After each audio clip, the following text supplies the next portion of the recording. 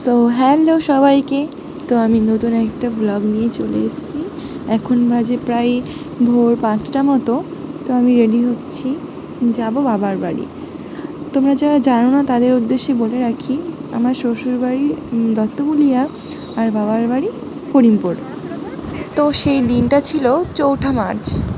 তো আমি আর আমার বোন মানে সম্পর্কে ননদ, তো আমরা দুইজন বেরিয়ে পড়েছিলাম আমার বাবার বাড়ির উদ্দেশ্যে। সেখানে 16 প্রহরের নাম সংকীর্তন হচ্ছিল, তো সেই উদ্দেশ্যেই আমাদের যাওয়া। তো আমরা প্রায় 1 ঘন্টা মতো বাস স্ট্যান্ডে দাঁড়িয়েছিলাম অনেকক্ষণ ধরেই বাসের অপেক্ষায়।